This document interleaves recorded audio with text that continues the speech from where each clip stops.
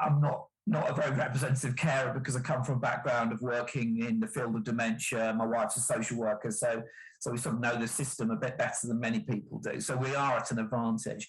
But I think the issue of sort of being prepared to say, even though I am the son of this person or husband or wife, partner, spouse, I am a carer, and having a recognition about that. Some people don't like being called a carer, and I understand that. But actually, if you're recognised as a carer, as a family carer, it can bring some actual material support, some resources, etc. And that can be really important for people in its own right.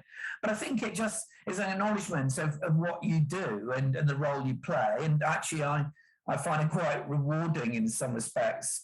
I think that striking that balance is recognising the purpose of what you're aiming to do, which is to support the person. And I know there's a lot of family carers that actually don't even like the word carer, because before they were a carer, they had other names to their roles, and they kind of slots people into boxes.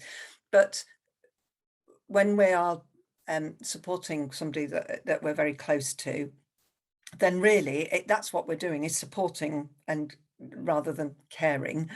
Recognise that you can still be a son or the partner of someone, and that relationship might be a bit different to when you have to do stuff around caring, rather than, oh, no, I married this person and now I'm their carer. No, you're still their husband, wife, partner, spouse, but you're also caring for them. So actually keeping the sort of a kind of mental check on the roles being a bit separate may help people, I think. I think having that idea of supporting is more helpful one, because to me that's about nurturing, so helping to bring out the best in the person, which really is about then creating an environment.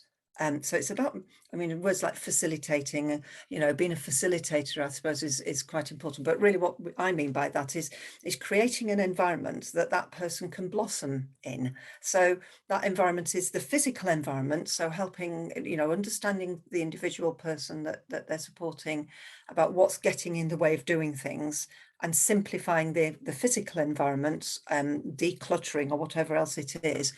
But also bearing in mind that the environment is also us and people and the way we are. And that brings me back to the way that we converse and communicate as well.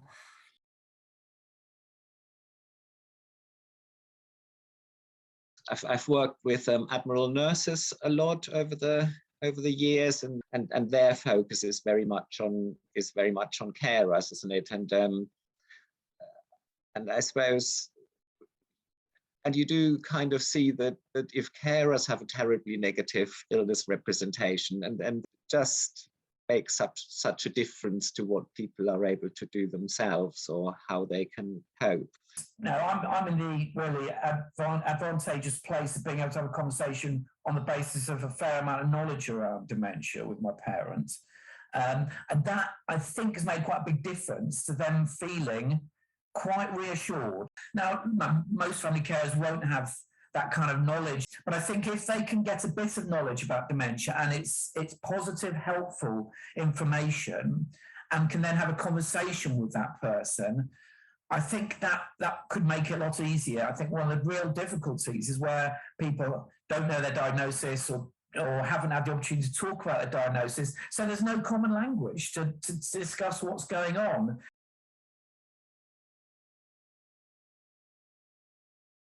On the odd times when I was going off and Mum was staying with someone was sitting with her, and she wasn't always very happy about that, I can look after myself, I'm fine.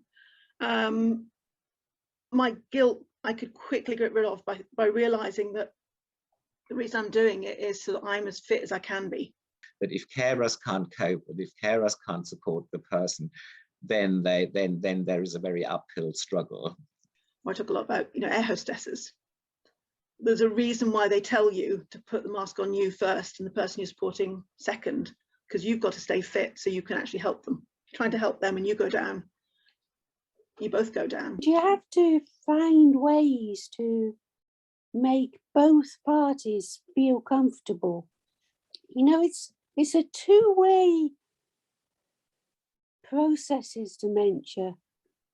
It's not all about us, even when we live alone. you know, it's about the people around us as well.